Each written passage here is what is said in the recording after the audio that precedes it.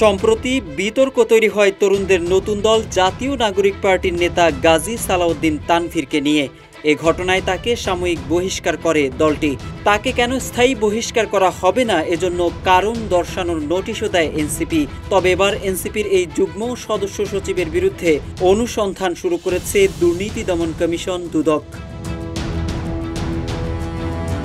এদিকে এনসিপির বহিষ্কৃত নেতা গাজী সালাউদ্দিন তানভীর এবং অন্তর্বর্তী সরকারের দুই উপদেষ্টার সাবেক এপিএস ও পিওর বিরুদ্ধে ওঠা দুর্নীতির অভিযোগ অনুসন্ধানে নেমেছে দুদক।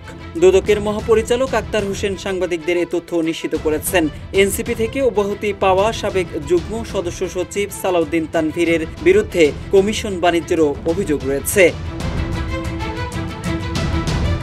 অন্তর্বর্তী সরকারের কোনো পদে না থেকেও গণঅভ্যুত্থানের প্রভাব খাটিয়ে সচিবালয়ে প্রবেশের পাশ হাতিয়ে নেওয়ার অভিযোগ রয়েছে গাজী সালাউদ্দিন তানভীরের বিরুদ্ধে। এরপর নিয়মিত সচিবালয়ে গিয়ে তদবির বাণিজ্য করতেন বলে অভিযোগ রয়েছে। যমুনা স্মার্ট রেফ্রিজারেটর, স্মার্ট লাইফে স্মার্ট রেফ্রিজারেটর। এনসিটিভিতে বই ছাপানোর সময় কোটি কোটি টাকার কমিশন বাণিজ্য করেন বলেও অভিযোগ উঠেছে বহিষ্কৃত এই এনসিপি নেতার বিরুদ্ধে। এদিকে দুর্নীতির অভিযোগ ওঠায় তানভীর সহ দুই উপদেষ্টার এপিএস পিওর বিরুদ্ধে ব্যবস্থা নিতে দুদকের সামনে গত সপ্তাহে বিক্ষোভ করে বাংলাদেশ যুব অধিকার পরিষদ। দুদক গোয়েন্দা অনুসন্ধানের মাধ্যমে তাদের দুর্নীতির বিষয়ে খোঁজখবর শুরু করে। সপ্তাহের ব্যবধানে এবার তাদের বিরুদ্ধে প্রকাশ্য অনুসন্ধানে নেমেছে সংস্থাটি। গত ২১ এপ্রিল দলের যুগ্ম সদস্য সচিব গাজী সালাউদ্দিন তানভীরকে সাময়িক বহিষ্কার করে এনসিপি।